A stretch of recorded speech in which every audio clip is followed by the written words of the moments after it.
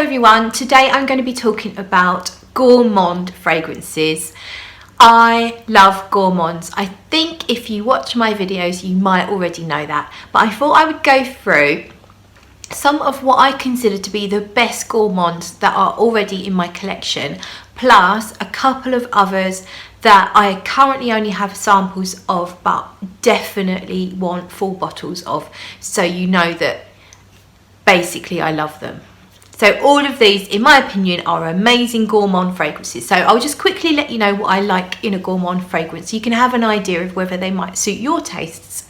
My favourite type of Gourmand fragrances are fragrances that will have a development on my skin, so they don't smell the same all the way through. I get a bit bored when that happens. An example of that is Xerjoff Naxos. Now that smells bloody amazing, way up there. As soon as I smelt it, I knew I had to have it. The problem is, it doesn't do much on my skin, at least. It just kind of, once it sort of mellows down, within that first 20 minutes or so, it doesn't do a lot on my skin, and it stays around for so long that I actually get bored of it. So it hasn't made it into this list, but trust me, it does smell really good. The other thing I really like with a Gourmand is for it to still smell a little bit like a perfume and not exactly like a sweet or a dessert. So that's why when I tested Ganache perfumes, I had some samples that I bought on one of the groups, and they all smelt so photorealistically of desserts. They just weren't quite for me. Whilst they smelt really gorgeous, they just weren't for me. I do like some kind of element of it being a perfume still. So maybe a floral element, musk, pepper, incense. I like other notes as well as sweet edible notes. So that's another requirement for me in a Gourmand perfume. Although there is one in this list which I love that doesn't quite meet that last rule.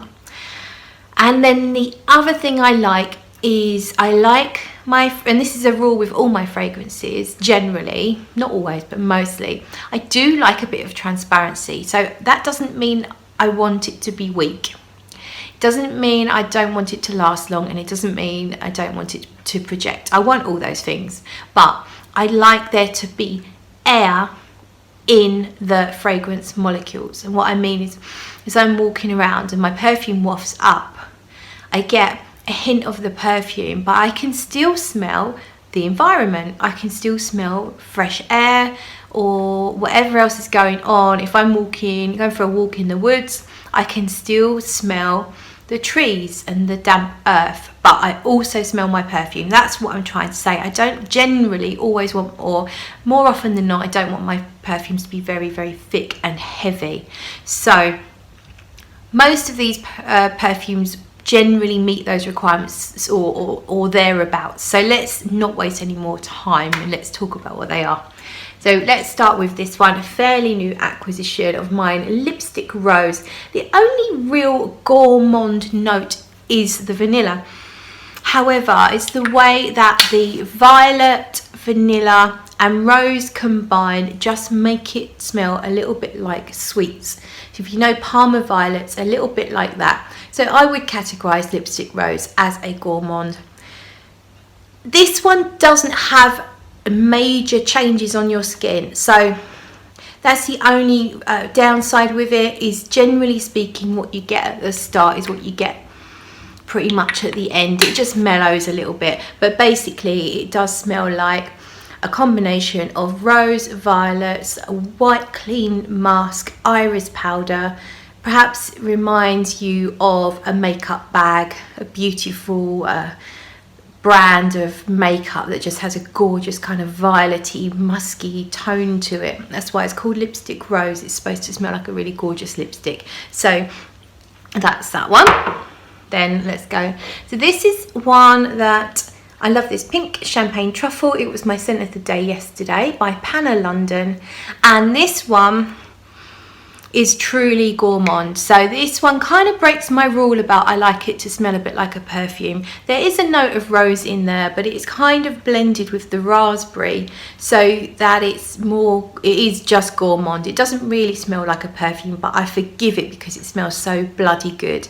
It smells like just such a decadent, dark, thick, heavy chocolate with this raspberry and rose centre, creamy centre that's just got a little bit of texture, a bit like coconut, like you can crunch it in your teeth.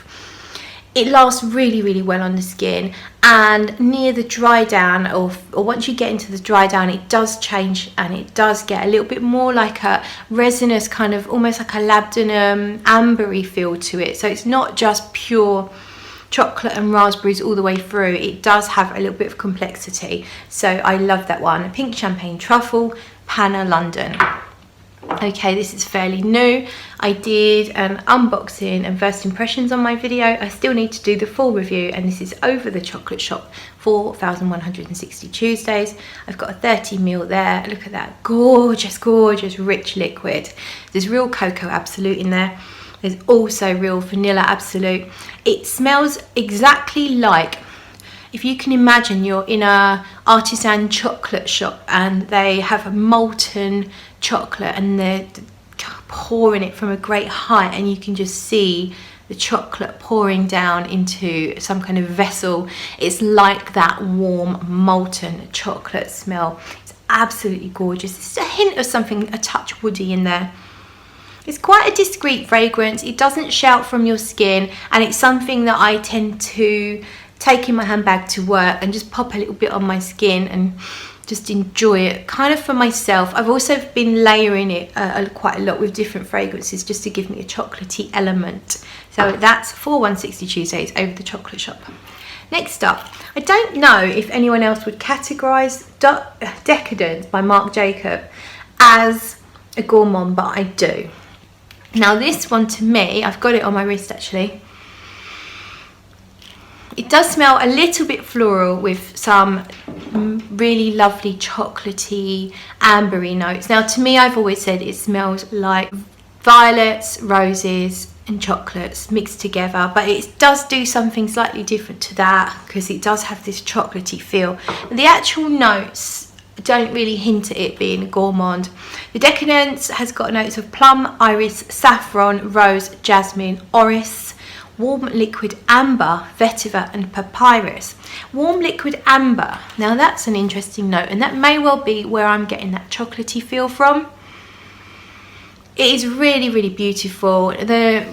I've just read some reviews on Fragrantica, and it seems to be a little bit hit and miss. It's a bit of a Marmite fragrance with people. Some people think it's too loud, and some people really don't like it. And it's hard for me to understand that. It just seems to blend with my skin. It feels almost like natural, but not that it smells really natural, but it just smells like it should be on my skin. Just emanates this musky, warm, chocolatey rose violet thing, which is just beautiful. So it's one of the best designer fragrances for women, in my opinion, out there. Certainly a modern day release. It came out in 2015, that one. So on with the show. I've got for you Intense Cafe. I've mentioned this many, many times in various videos, not for a while though. This one literally smells like roses, coffee like a cappuccino or a latte with a sprinkling of cocoa powder on top, some roses. Just smells really, really good, and it lasts forever. It is a bit beast mode. You have to be a bit careful with the trigger, you know, if you're going somewhere where you don't really want to be very loud, then you probably just keep the sprays down. But it's a very beautiful coffee rose, and there's a ton of vanilla in there, by the way, as well. It smells really, really beautiful, and it's well worth checking out. So next up is my beloved Iris Ganache. That's my bottle, and this is my atomizer. And I have this one on this wrist here. This is from Iris Ganache.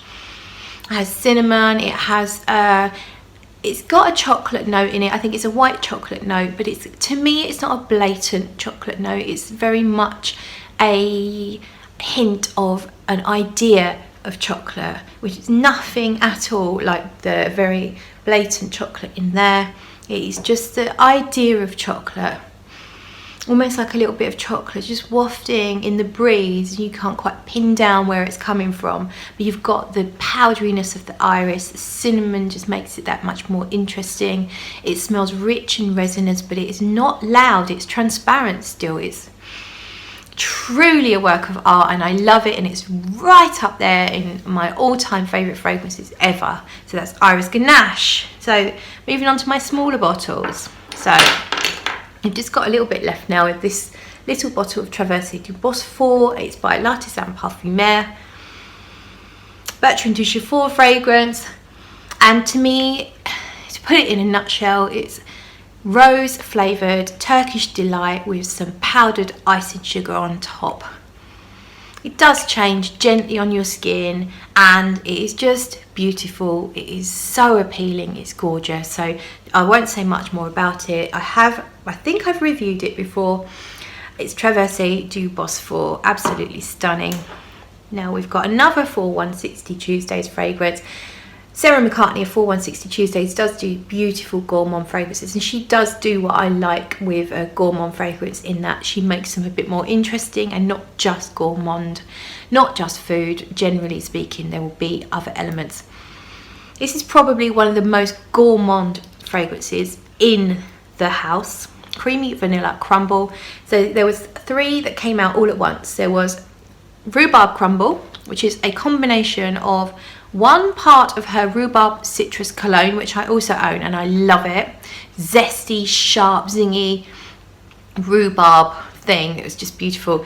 But she also combined one part of that with 29 parts of this Creamy Vanilla Crumble to make the Rhubarb and Crumble fragrance. So you can buy the Citrus Cologne on its own, the Creamy Vanilla Crumble on its own, or a combination of the Rhubarb and the Creamy Vanilla Crumble.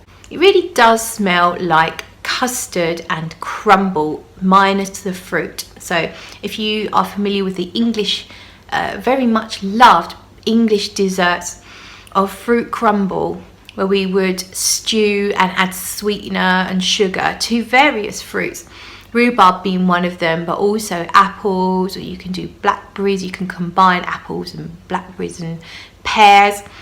Any kind of crumble, we eat it up. We bloody love it over here. But this is like, you don't have the fruit at all. You just have the custard and the crumble. There's a biscuity feel to this, like a crumbly biscuity feel, and hot custard, vanilla custard. This is super vanilla-y. Now I also understand there's a hint of tobacco in there, which kind of, again, it feels more edible.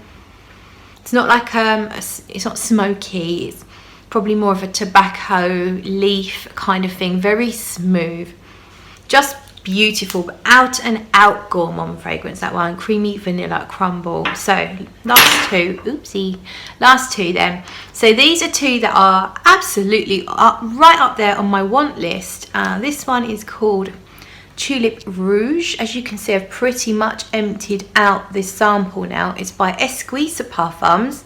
I'll put a link to their website. They're on Etsy at the moment. That's where you can buy them from. They've got these gorgeous bottles with little things inside, colourful little beads, and they look really, really pretty.